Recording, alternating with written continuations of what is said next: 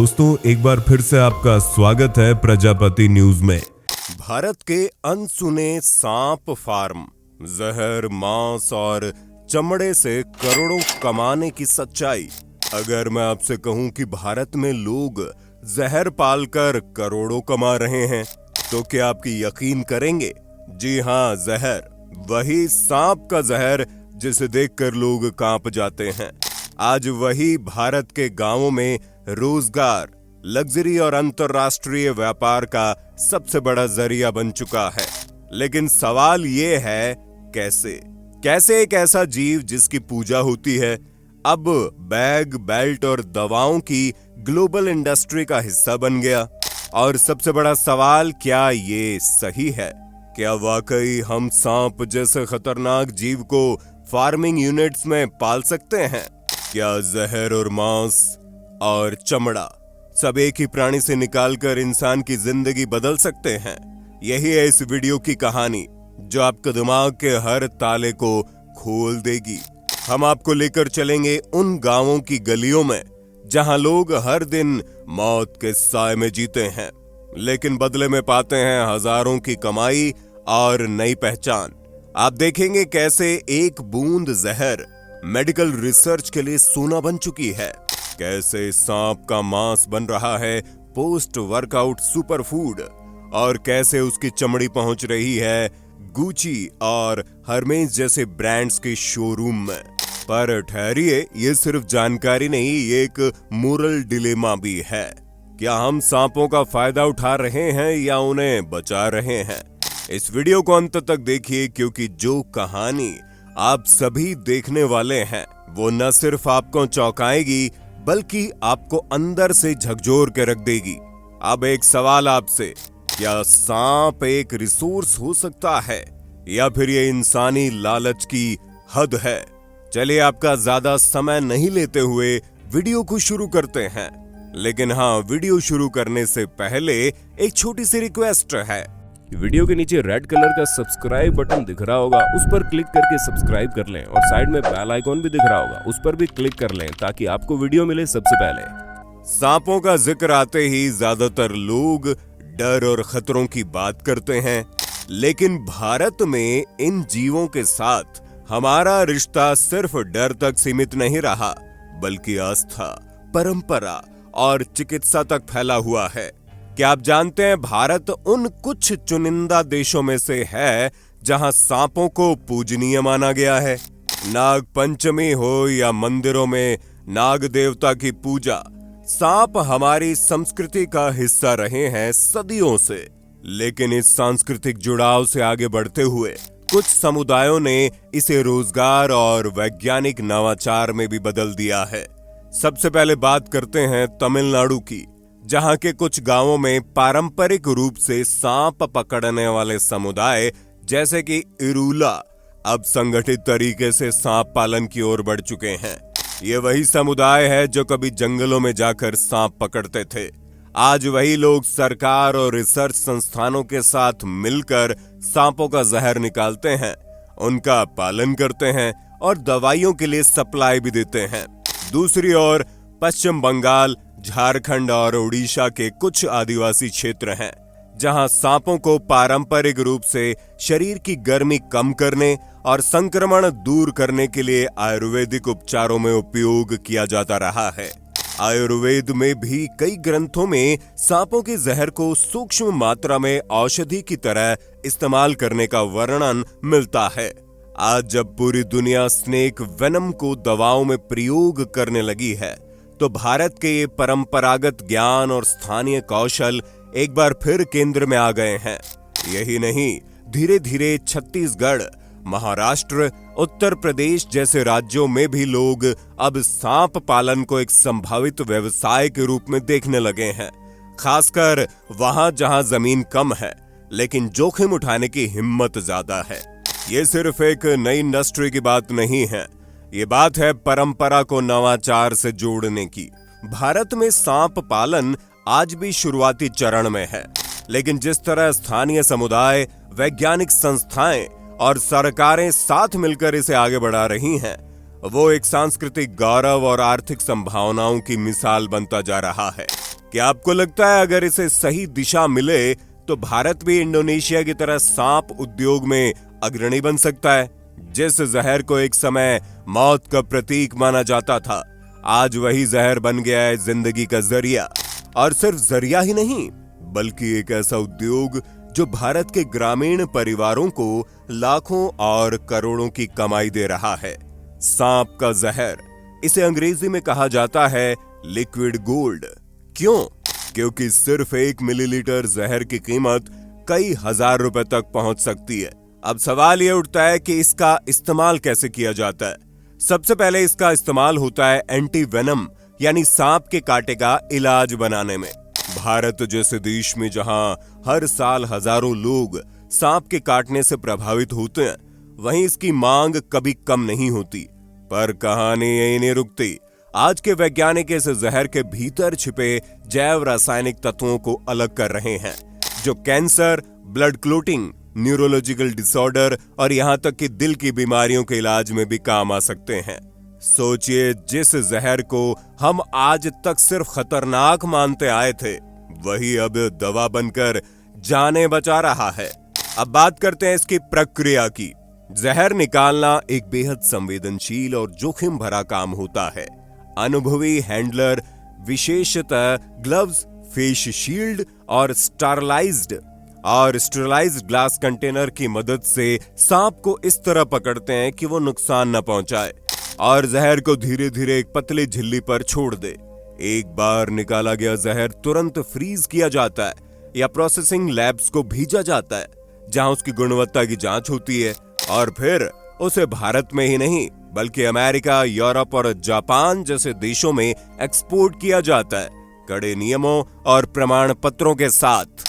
कुछ फार्म तो अब खुद ही माइक्रो लैब्स खोल चुके हैं, जहां वे जहर को शुद्ध करके सीधे मेडिकल कंपनियों को सप्लाई करते हैं। इस पूरी प्रक्रिया में एक सांप साल में कई बार जहर दे सकता है, जिससे निरंतर कमाई होती है। यही वजह है कि कई छोटे किसान अब सांप पालन को केवल खाल और मांस तक सीमित नहीं रखते, बल्कि इसे वैज्ञानिक रूप से वेनम उत्पादन के लिए डेवलप कर रहे हैं। और आज जब लोग कहते हैं कि गांवों में काम नहीं है, तो यही सांप फार्मिंग कुछ परिवारों के लिए सपनों की सीढ़ी बन चुकी है। सवाल अब यह है, क्या अब आप कभी सोच सकते थे कि जहर से भी जिंदगी निकल सकती है? अगर कोई आपसे कहे सांप का मांस खाया जाता है, तो शायद आप एक पल के लिए चौंक जाएं। लेकिन भारत के कुछ हिस्सों में ये बात नई नहीं है। पूर्वोत्तर राज्यों जैसे नागालैंड, मिजोरम, मणिपुर और कुछ झारखंड व ओडिशा के जनजातीय क्षेत्रों में सांप का मांस सदियों से पारंपरिक आहार का हिस्सा रहा है। वहाँ के लोग इसे सिर्फ एक जंगली जानवर के रूप में नहीं देखते, बल्कि एक पोषक तत्वों से भरपूर भोजन के रूप में पहचानते हैं। उनका मानना है सांप का मांस शरीर की गर्मी कम करता है, जोड़ों के दर्द में राहत देता है और ऊर्जा बढ़ाता है। अब अगर हम इसकी पोषण गुणवत्ता की बात करें, तो ये कोई मिथक नहीं।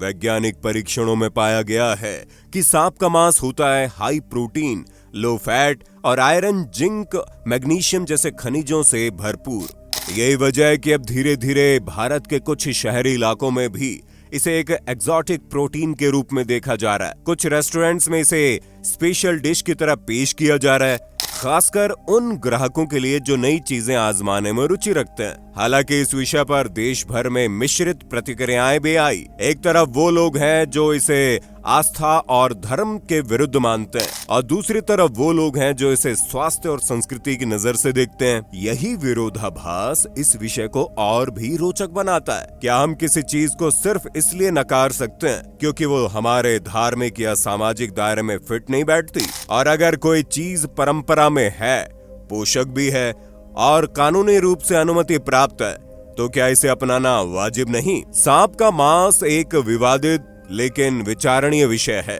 जो हमें ये सोचने पर मजबूर करता है कि हम भोजन को कैसे परिभाषित करते हैं, और शायद इस सोच में बदलाव ही एक नए भविष्य की खिड़की खोल सकता है। आपने कभी लग्जरी ब्रांड्स के वो चमचमाते बैग्स देखे हैं जिनकी कीमत लाखों में होती है?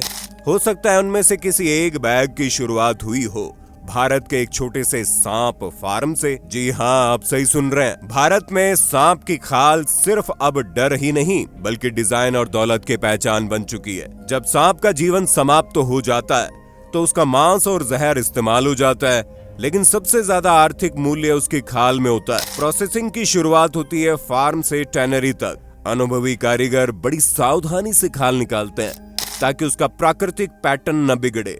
इसके बाद खाल को साफ किया जाता है, नमक में रखा जाता है और फिर टैनिंग प्रोसेस से गुजारा जाता है, जिससे खाल को मजबूती, लचीलापन और एक सुंदर फिनिशिंग मिलती है। कई खालें डाई की जाती है, कुछ को नेचुरल कलर में ही रखा जाता है। ये इस बात पर निर्भर करता है कि उन्हें किस ब्रांड या डिजाइन हाउस में भेजा जाना है। एक बार प्रोसेस पूरी हो जाए तो ये खालें पहुंचती है यूरोप, जापान और अमेरिका की बड़ी फैशन कंपनियों के पास।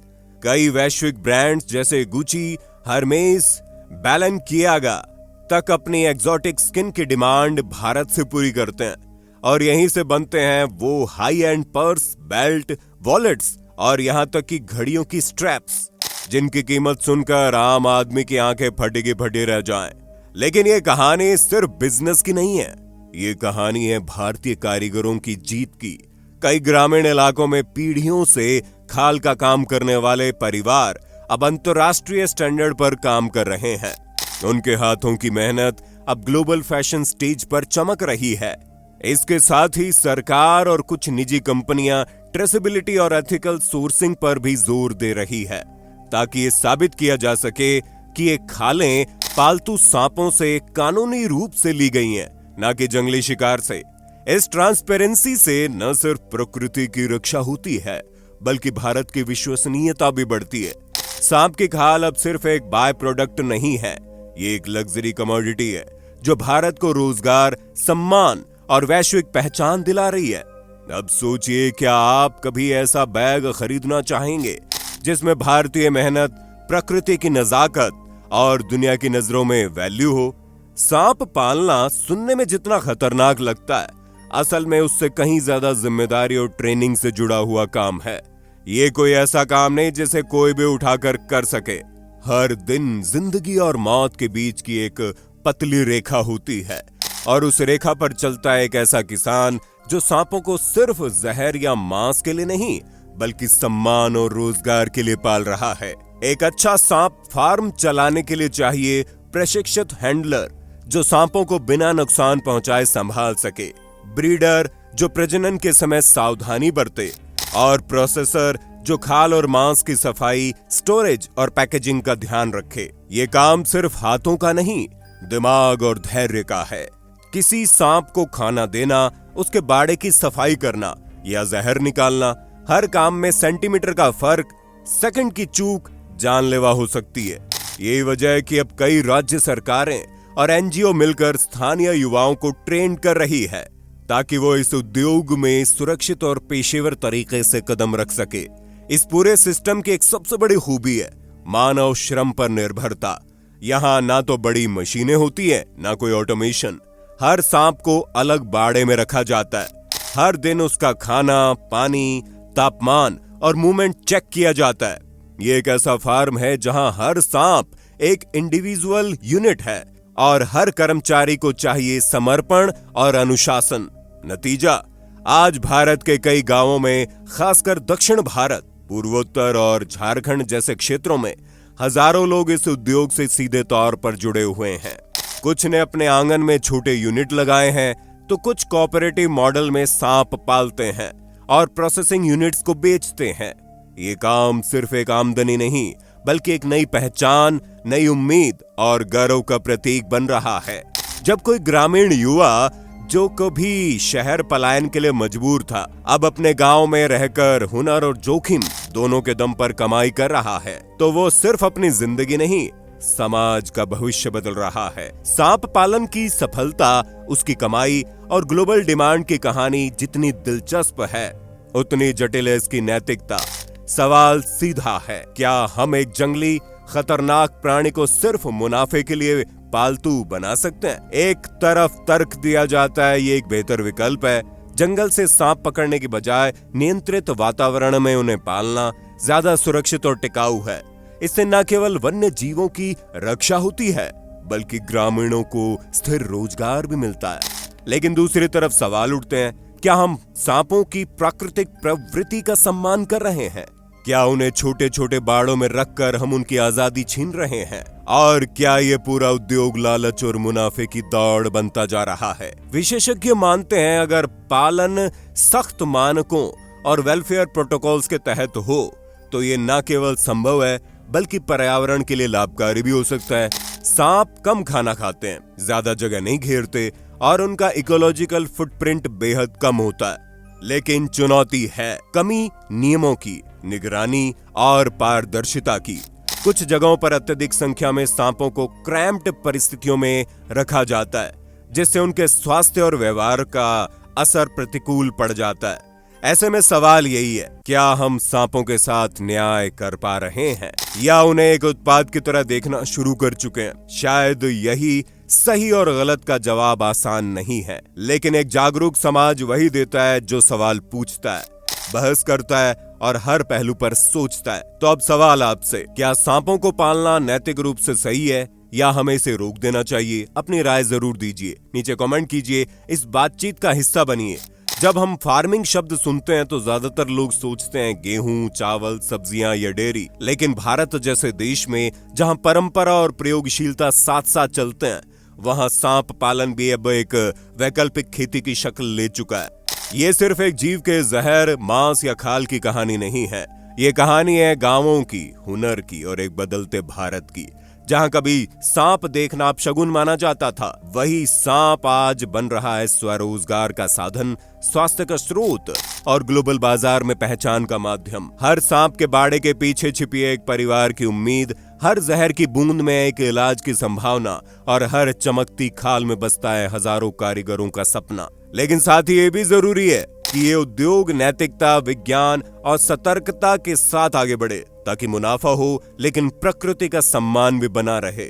अब सवाल सिर्फ सांपों का नहीं है, सवाल है उस भविष्य का जिससे भारत का ग्रामीण युवा अपने गांव में रहकर आत्मनिर्भर बन सके। क्या आप मानते हैं सांप पालन भारत की नई ग्रामीण क्रांति का हिस्सा बन सकता है? नीचे कमेंट कीजिए, अपनी राय साझा कीजिए और अगर आपको ये यात्रा दिलचस्प लगी हो तो वीडियो को लाइक और शेयर करना। हम फिर मिलेंगे नए वीडियो के साथ, तब तक जय हिंद, जय भारत। दोस्तों, आपकी स्क्रीन पे 2 और वीडियोस दिख रही हैं, जिसे देखने के लिए आप इस स्क्रीन पर क्लिक करें। दोनों देखिएगा, बहुत अच्छी वीडियो बनी है।